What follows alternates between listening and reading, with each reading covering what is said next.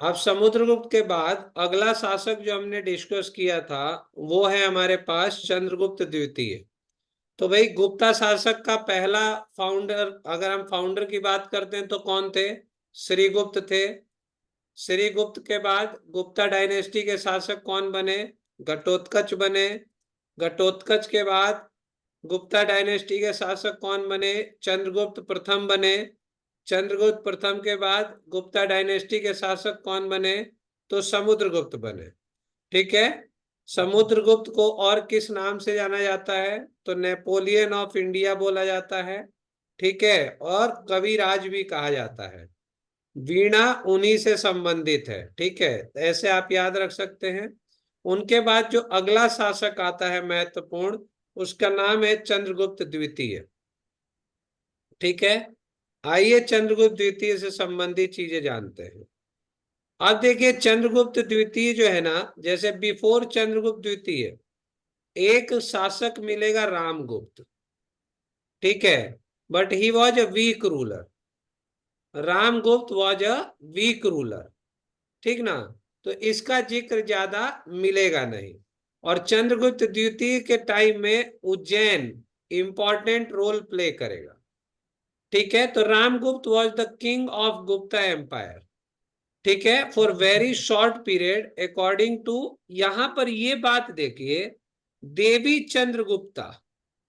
ठीक है, देवी चंद्रगुप्ता एक विशाख दत्त थे, है ना। Vishakha Datta was a writer, जिन्होंने देवी चंद्रगुप्ता से संबंधित लेख लिखा था, है ना। नाट्य लिखा था, ये लेख लिखा था। तो देवी चंद्रगुप्ता में विशाख दत्त के द्वारा रामगुप्त का जिक्र मिलता है। ठीक है। तो यहां पर ये जो इंपॉर्टेंट चीज है ना, ये बहुत ही इंपॉर्टेंट हो जाती है कि चंद्रगुप्त द्वितीय से पहले एक, समुद्रगुप्त के बाद एक शासक मिलता है जो बहुत शॉर्ट टाइम के लिए बहुत ही कमजोर शासक है, रामगुप्त। ठीक है। उसका जिक्र मिलता है विशाख दत्त के देवी चंद्र गुप्ता में। ठीक है। Ramgupta was the only who issued copper coin. तो रामगुप्त ही एकमात्र ऐसा शासक था गुप्ता डायनेस्टी का जिसने कॉपर कॉइन चलाए थे। ठीक जी। रामगुप्त वॉज कावर्ड, है ना, डरपोक था। He was important king. इसके साथ दुर्घटना क्या हुई थी? He agreed to surrender his queen Dhruva Devi. ठीक है, ध्रुव देवी। अब किसको इसने दिया? शक इन्वेडर को दे दिया। ठीक है ना, अपनी पत्नी को हैंड ओवर कर दिया शक इन्वेडर को। अब ये शक कौन है भाई? ठीक है, शक कौन है? शक जो है ना, शक और हूंस दो आपको मिलेंगे। शक तो आप जानते ही हो, शक आपके पोस्ट मौर्य पीरियड में आपने शकों के बारे में पढ़ा था। उन्हीं शकों में से एक शक शासक था जिसको रामगुप्त ने अपनी पत्नी सरेंडर कर दिया था। हुआ क्या इसके अवैज में? जो चंद्रगुप्त द्वितीय थे, इन्होंने क्या किया कि रामगुप्त की हत्या कर दी। ठीक है। और शक के शासन में प्रवेश करके उन्होंने शक शासक की हत्या कर दी। ठीक है। तो Chandragupta second, the younger brother of Ramgupta, enters in Shaka, है ना, एनिमीज रीजन, शक के क्षेत्र में गए और उन्होंने क्या किया? सक्सीडेड इन किलिंग शक रूलर। उन्हें सफलता प्राप्त हुई शक शासक की हत्या करने में। और बाद में उन्होंने क्या किया? He also killed Ramagupta and married Dhruva Devi, जो कि रामगुप्त की पत्नी थी, and also seized his kingdom, और उसके राजवंश को अपने अधीन कर लिया। तो ये कहानी थी चंद्रगुप्त और रामगुप्त के बीच की। आगे बढ़ते हैं। चंद्रगुप्त द्वितीय, अब इनकी स्टोरी क्या कहती है? चंद्रगुप्त सेकंड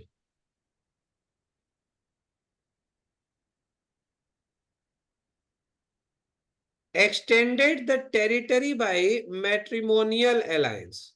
चंद्रगुप्त सेकंड ने भी चंद्रगुप्त प्रथम की तरह मैट्रिमोनियल अलायंस करके इन्होंने अपनी टेरिटरी को विस्तृत किया, बड़ा किया। जैसे नाग्स के साथ, है ना, ही मैरिड कुबर नाग, है ना, कुबेर नाग कहिए इसको, कुबेर नाग हिंदी में, ठीक है, कुबेर नाग से विवाह किया। वकाटक्स, ठीक है, अब वकाटक्स को देखिए, अब कुबेर नाग से married Kuber Nag and कनकेस्ट western India, पश्चिमी क्षेत्र को अपने अधीन कर लिया। अब वकाटक्स में देखिए क्या होता है, प्रभावती गुप्ता, ठीक है, डॉटर ऑफ चंद्रगुप्त, ठीक है, अब चंद्रगुप्त की बेटी प्रभावती गुप्ता मैरिड इन वकाटक्स, ठीक है, इन्होंने क्या किया, चंद्रगुप्त ने अपनी बेटी प्रभावती गुप्ता का विवाह जो है वकाटक्स में कर दिया, ठीक है, और वकाटक्स में शासक मिलता है रुद्रसेन, ठीक है, रुद्रसेन द्वितीय से। तो वकाटक्स में शादी कर दी रुद्रसेन द्वितीय से, ये ध्यान रखिएगा। तो ऐसे उन्होंने वकाटक्स का क्षेत्र लिया, ऐसे उन्होंने पश्चिमी कुबेर नाग का क्षेत्र कवर किया। चंद्रगुप्त सेकेंड पहले ऐसे शासक थे हु इशूड सिल्वर कॉइन्स, ठीक है, इन मेमोरी ऑफ विक्ट्री ओवर शक, शकों पर विजय प्राप्त करने के उपलक्ष्य में चंद्रगुप्त सेकंड ने सिल्वर कॉइन्स इशू किए, ठीक है, कहां पर, वेस्टर्न इंडिया में, पश्चिमी भारत में। तो Chandragupta second was the first ruler who issued silver coins in memory of the victory over Sakas.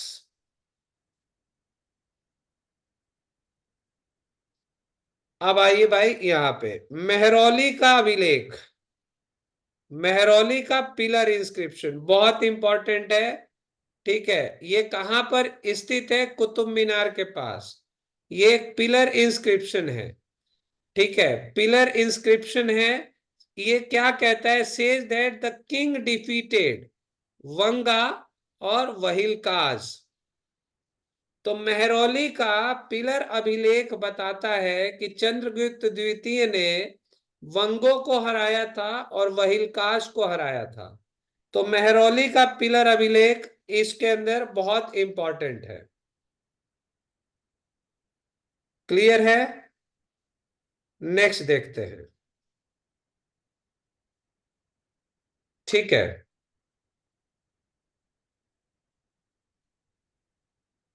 अब चंद्रगुप्त द्वितीय की यह विशेषता थी, जैसे इनके दरबार में रतन हुआ करते थे, ठीक है ना। अब रतन में 9 रतन चंद्रगुप्त द्वितीय में मिलते हैं, ठीक है ना जी। देखिए, अब रत्नों की अगर हम बात करते हैं, जेम्स की बात करेंगे, तो आपको जेम्स मिलेंगे चंद्रगुप्त द्वितीय में, हर्षवर्धन के शासन काल में भी कुछ हैं, और अकबर के 9 रत्न तो प्रसिद्ध हैं ही, ठीक है। तो आइए देखते हैं, अगर हम बात करें चंद्रगुप्त द्वितीय के सबसे महत्वपूर्ण रत्न की, तो वो नाम आता है कालिदास का। तो सबसे इंपॉर्टेंट क्वेश्चन तो यही बन जाता है कि कालिदास किसके शासन काल में थे या किस डायनेस्टी में थे। तो कालिदास गुप्ता डायनेस्टी के काल में मिलते हैं, ठीक है। तो कालिदास वॉज अ पोएट, ठीक है, ही was a poet in the court of Chandragupta द्वितीय। अब यहां पर सबसे इंपॉर्टेंट बातें जो निकल के आती है ना क्वेश्चन, वो आती हैं कालिदास के लेख।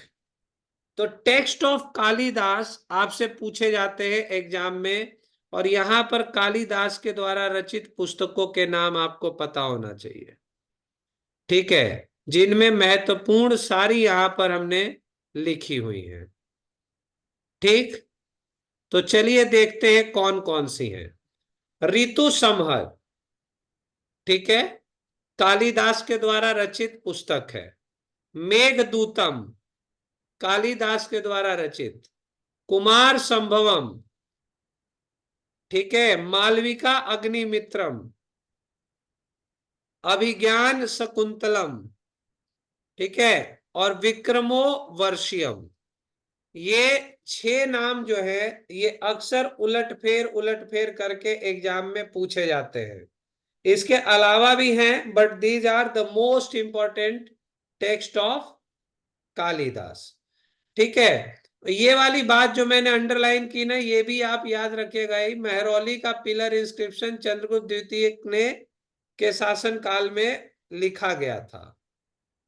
ठीक है, आगे बढ़ते हैं और हम के बारे में जानते हैं कि और कौन कौन से इनके जेम्स थे, रतन थे। तो अगले थे अमर सिंह। ठीक है, धनवंतरी मोस्ट इंपॉर्टेंट नाम है कालिदास के बाद, अगर इंपॉर्टेंट है तो धनवंतरी है। ठीक है, तो धनवंतरी आप याद रखिएगा, चंद्रगुप्त द्वितीय के दरबार में उन हुआ करते थे। वराह मिहिर, उनके बाद तीसरा मोस्ट इंपॉर्टेंट वराह मिहिर। ठीक है, और धनवंतरी किससे संबंधित है, तो यहां पर आप देखिएगा मेडिसिन टेक्स्ट से। आगे बढ़ते हैं, वराह रुचि, घट करना, कश प्रणक, वेला भट्ट और शंकु। तो सबसे ज्यादा इंपॉर्टेंट आप नाम याद रखिएगा गुप्ता के चंद्रगुप्त द्वितीय के दरबार में कालिदास। ठीक है, धनवंतरी, धनवंतरी, वराह मिहिर।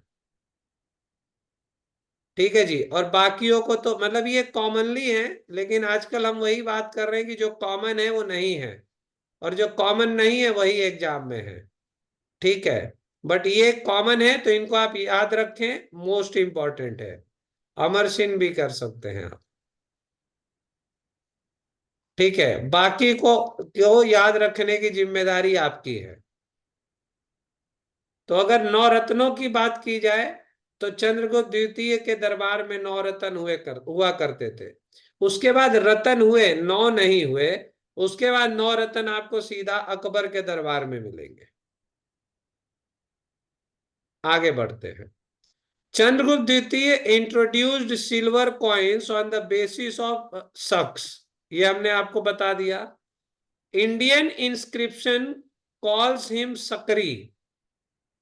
ठीक है, तो चंद्रगुप्त द्वितीय को सकारी या सकरी के नाम से भी जाना जाता है। तो निम्न में से किसको सकारी कहा जाता है, तो चंद्रगुप्त द्वितीय को। Pataliputra and Ujjain were the centre of education in his period.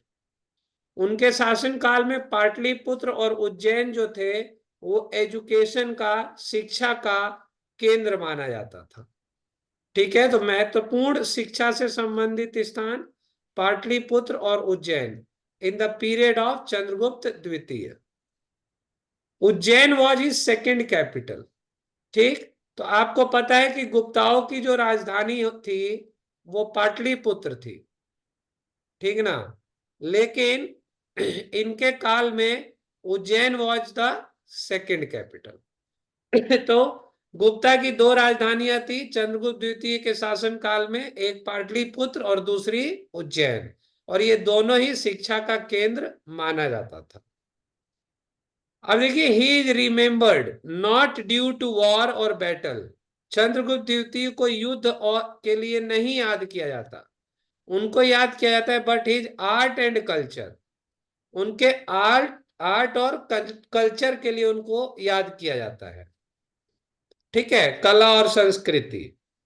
यहां पर most important Fahien Chinese Pilgrim था। ठीक है, चाइना से आया था फाहियान। ठीक है, वो विजिटेड ड्यूरिंग हिज पीरियड। उनके शासन काल में, चंद्रगुप्त द्वितीय के शासन काल में कौन सा चाइनीज पिलग्रिम भारत आया, तो दैट वाज फाहियान। तो Fahien visited during the period of Chandragupta द्वितीय। फाहियान उनके कोर्ट में भी रहा, उनके दरबार में भी रहा, उनके पूरे क्षेत्र में भी रहा। उसने लेख भी लिखे कई सारे, लेकिन खास बात यह है कि फाहियान ने अपने किसी भी लेख में चंद्रगुप्त द्वितीय का जिक्र नहीं किया। तो he did not define about सम्राट इन हिज ट्रेवल, उसने अपनी यात्रा के दौरान कहीं भी चंद्रगुप्त द्वितीय का जिक्र नहीं किया है। ठीक है,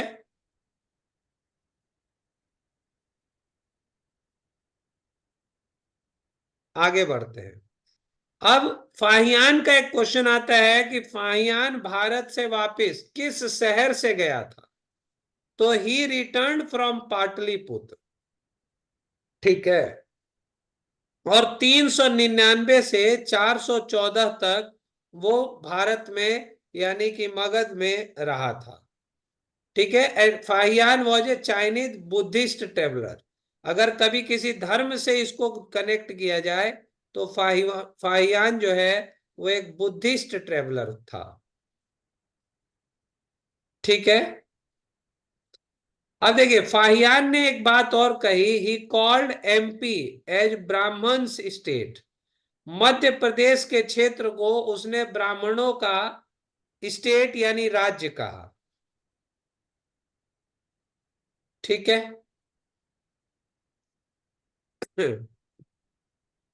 आगे बढ़ते हैं। फाहियान को अगर घूमने की कभी बात की जाए कि भारत में वो किन किन जगहों पे गया, तो उसके जाने का विजिट का जो क्षेत्र था वो पाटलिपुत्र था, है ना। जो भी बुद्धिस्ट जगह है, नालंदा था, ठीक है, बोध गया था। तो ज्यादा से ज्यादा जो बुद्धिस्ट क्षेत्र थे वहां पर वो घूमा था। ठीक है, नेक्स्ट चलते हैं।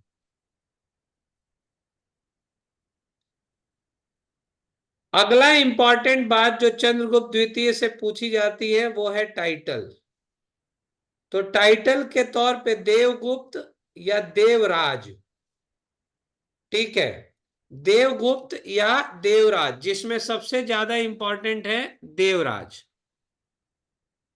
ठीक है, तो चंद्रगुप्त द्वितीय को देवराज की उपाधि प्राप्त थी। देवश्री, परम भागवत, विक्रम, तो ये इसकी उपाधियां थी। इन उपाधियों से जाना जाता था। अब कुमार गुप्त फर्स्ट आता है। इसके बाद हमने आपको बताया था कि कुमार गुप्त की बात हो रही थी। समुद्रगुप्त और चंद्रगुप्त के बीच में आपको कुमार गुप्त मिला। अब चंद्रगुप्त द्वितीय के बाद स्कंद गुप्त के बीच में कुमार गुप्त प्रथम आएगा।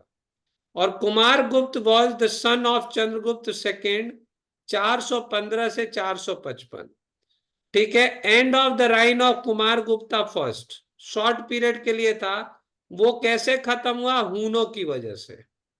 अब इसके अंदर ना सबसे इंपॉर्टेंट गुप्ताओं के लिए दो लोग गले की हड्डी थे। एक तरफ शक थे, ठीक है, और दूसरी तरफ हून्स थे, जिसमें सबसे ज्यादा परेशान हूनों ने किया था। ठीक है, तो इन नॉर्थ उत्तरी भारत में गुप्ताज वर थ्रेटेंड बाय हून्स। तो उत्तरी भारत में आप देखोगे हूनों ने गुप्ताओं को काफी परेशान किया था। And temporary checked by Skandagupta. ठीक है, तो स्कंदगुप्त के शासन काल में ये लोग अगर पूछे कि हूनों का आक्रमण गुप्ता के किस शासक के काल में हुआ, तो आप पाएंगे स्कंदगुप्त के काल में हूनों का आक्रमण हुआ था। ठीक है, हून्स के बारे में हम आगे पढ़ेंगे। इनके बाद पढ़ेंगे इन्वेजन ऑफ हून्स। और हून्स कौन थे, हून्स कहां से बिलोंग करते थे, और हून्स के शासक कौन कौन थे। लेकिन हून्स बहुत इंपॉर्टेंट है गुप्ता पीरियड के अंदर। कुमार गुप्त से अगर पूछा जाए तो ही वॉज अ फॉलोवर या वर्शिपर ऑफ कार्तिकेय। कई बार इस क्वेश्चन को देखा गया है कि गुप्ता शासक में कौन सा शासक कार्तिकेय का फॉलोवर था, है ना, या कार्तिकेय को पूजता था। तो दैट वाज कुमार गुप्त। कुमार गुप्त फाउंडेड नालंदा महाविहारा। नालंदा महाविहारा जो है उसकी स्थापना की कुमार गुप्त ने। अब देखिए टाइटल्स, महेंद्रादित्य, महेंद्र सिंह, अश्वमेधा या महेंद्र।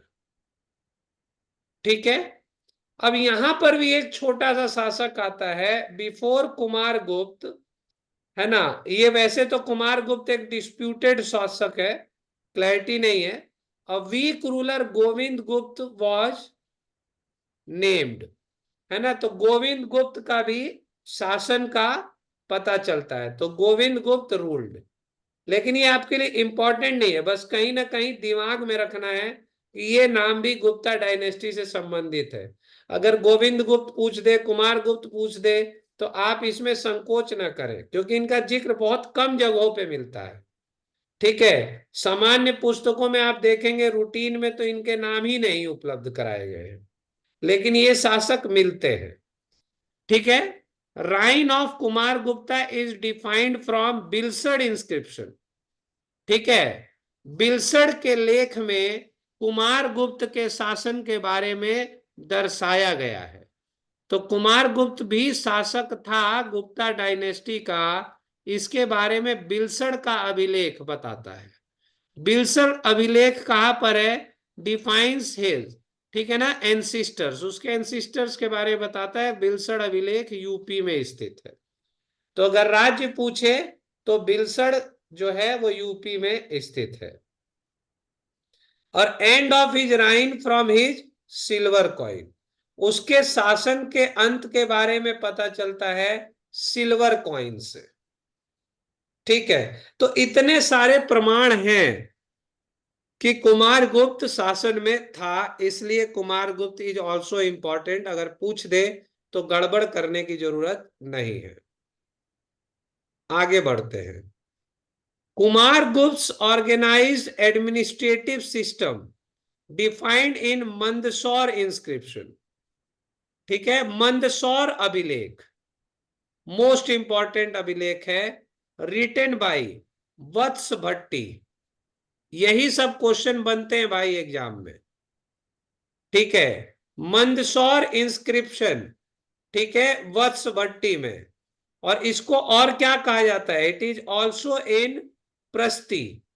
ठीक है। इन प्रेज ऑफ समवन, यानी किसी की याद में, किसी के से संबंधित इसको लिखा गया है। ठीक है। तो Kumar Gupta organize administrative system, तो कुमार गुप्त का एक ऑर्गेनाइज्ड एडमिनिस्ट्रेटिव संचालन व्यवस्था जो थी, उसके बारे में दर्शाया गया है मंदसौर इंस्क्रिप्शन, जिसको लिखा है वत्स भट्टी ने, और जो कि जिसको और भी कहा जाता है, प्रस्ती भी कहा जाता है। ठीक है। आगे चलते हैं। नेक्स्ट देखिए, एक चीज अगर आपसे और पूछ दे कि मंदसौर इंस्क्रिप्शन कहां पर है, तो मंदसौर इंस्क्रिप्शन मध्य प्रदेश में है। ठीक है। ये और ध्यान रखिएगा। नेक्स्ट चलते हैं। On his silver coin image of peacock was used in place of Garun. ठीक है जी।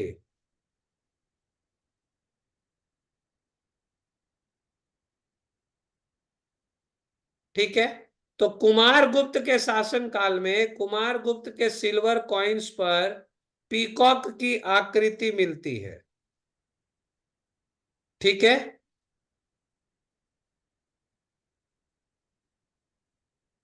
ये ध्यान रखिएगा। और यहां पर एक बात और समझनी है, एक और अगर क्वेश्चन पूछ दे कि गरुण, गरुण किसके सिक्कों पर मिलता है, तो गरुण भी कुमार गुप्त के ही सिक्कों पे मिलता है। ये नहीं है कि गरुण को हटा दिया गया और सवाल पूछ दिया जाए गरुण किसके पे, तो गरुण ऑल्सो ऑन कुमार गुप्त, कुमार गुप्ताज कॉइन। तो गरुण भी और पीकॉक भी, ये दोनों ही आकृतियां कुमार गुप्त के सिक्के पर मिलती है। ठीक है। लेकिन सिल्वर कॉइन्स पर पीकॉक की आकृति इस्तेमाल की गई, गरुण की आकृति की जगह। ये आपको ध्यान रखना है, इंपॉर्टेंट क्वेश्चन बनता है। मतलब एक एक पॉइंट अपने आप में इंपॉर्टेंट है। कोई भी फालतू का डिस्कशन और टाइम खराब करने वाली चीजें नहीं है। इतना आप याद रखें, कहीं भी खोजेंगे तो ये क्वेश्चन आपको मिल जाते हैं। अश्वमेध यज्ञ was done by Kumar Gupta. ठीक है, इसीलिए इसको अश्वमेधा भी कहा गया। नालंदा, नालंदा तो यूनिवर्सिटी है। Nalanda university was built in Israel. ठीक है, नालंदा का महाविहारा, नालंदा यूनिवर्सिटी कुमार गुप्त के शासनकाल में बनी। ठीक है, also called Oxford of Mahayana. Oxford of Mahayana किसको कहा जाता है? नालंदा यूनिवर्सिटी को कहा जाता है।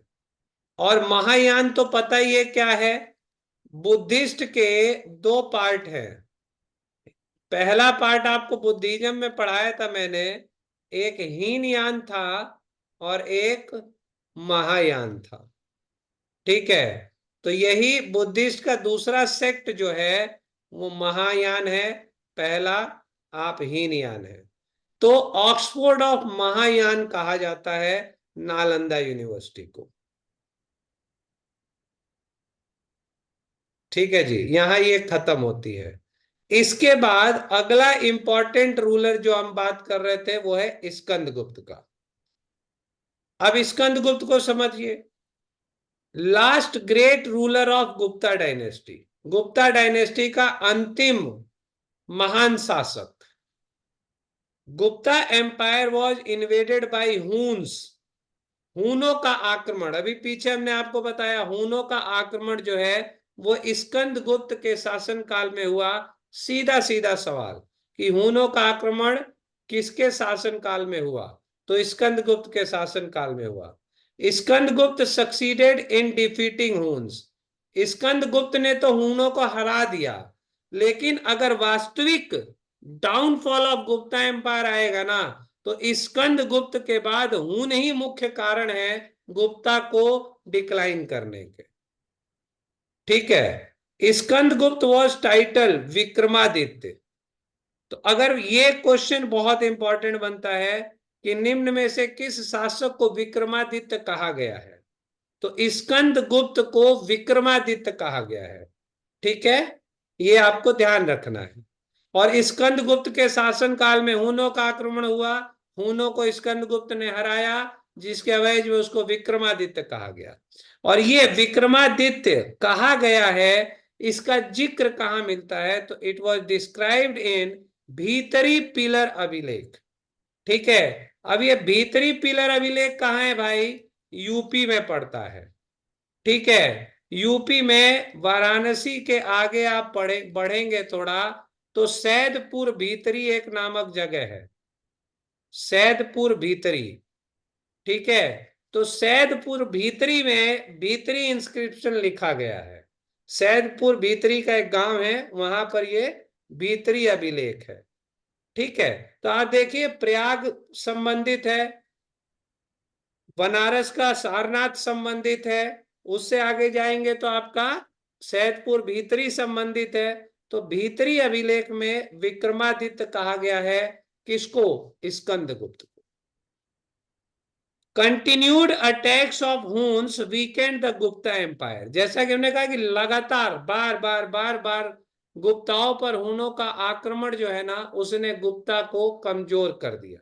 And decline starts after his death.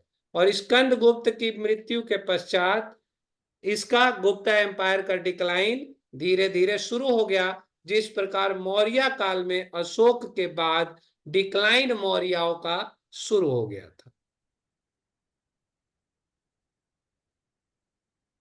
Titles of Skandagupta. अभी हमने एक टाइटल देखा विक्रमादित्य का। विक्रमादित्य का टाइटल कहां पर दर्शाया गया है? भीतरी अभिलेख में। ठीक है, विक्रमादित्य में से ही क्रमादित्य निकाल दीजिए। ठीक है ना, तो क्रमादित्य भी इनका टाइटल है, परम भागवत भी इनका टाइटल है, और देवराज भी इनका टाइटल है। Success of Skanda Gupta over Hund's. ठीक है, अब एक चीज और देखिए, ऐसा क्वेश्चन बनता है कि निम्न में से किसको मल्लेच्छ कहा जाता है? तो हूनों को मल्लेच्छ भी कहा जाता है। ये याद रखिएगा, ठीक है। तो हूनों को मल्लेच्छ भी कहा गया है। तो success of Skandagupta over Huns is praised in Junagadh inscription. Junagadh inscription कहाँ स्थित है भैया? जूनागढ़ इंस्क्रिप्शन किसी ने पढ़ा हो? मैंने तो पढ़ाया ही है पीछे। जूनागढ़ से संबंधित 2-3 क्वेश्चन बताए थे। एक तो जूनागढ़ का अभिलेख गुजरात में स्थित है, ठीक है। जूनागढ़ का अभिलेख जो है वो गुजरात में स्थित है। और जूनागढ़ के अभिलेख से एक मैंने इंपॉर्टेंट बताया था, रुद्रदामन। रुद्रदामन, ठीक है, कौन था? शक शासक था। इसने क्या किया था? संस्कृत का सबसे लंबा अभिलेख, संस्कृत लॉन्गेस्ट इंस्क्रिप्शन, इसी ने लिखवाया था, जिसको जूनागढ़ का अभिलेख कहा जाता है। आप लोगों को पता नहीं कितनों को याद है, बट जूनागढ़ का लेख शक शासक रुद्रदामन ने संस्कृत में सबसे लंबा अभिलेख संस्कृत का लिखवाया था। और जूनागढ़ का अभिलेख गुजरात से संबंधित है। अब यहीं पढ़ा रहा हूं तो रुद्रदामन पे पढ़ाई हुई चीज पूछ दूं। सुदर्शन लेख, इंपॉर्टेंट क्वेश्चन। तो सुदर्शन लेख का पुनरुत्थान भी रुद्रदामन ने कराया था, ठीक है। और सुदर्शन लेख का निर्माण हुआ था मौर्य काल में। अब ये सब चीजें अगर कोई नाम आता है ना, तो खाली वहीं मत पढ़ा करिए, वापिस चले जाया करिए और उसको रिवीजन कर लिया करिए। यही बेस्ट तरीका है चीजों को याद रखने का। आगे बढ़ते हैं, बहुत कुछ है यहां पर डिस्कस करने के लिए। Success of Skanda Gupta over मल्लेच्छ यानी हून्स ऑल्सो, है ना, फॉरेनर्स, ठीक है। इसके अलावा अन्य लोगों पर भी इन्होंने काफी मतलब सक्सेस प्राप्त की। और इन द बुक नेम्ड चंदगर्भा, है ना, परिपिच, तो हूनों पर विजय प्राप्त या अन्य विदेशियों पर, फॉरेन इन्वेडर्स पर विजय प्राप्त के बारे में बताया गया है। स्कंदगुप्त ने इनके ऊपर विजय प्राप्त की।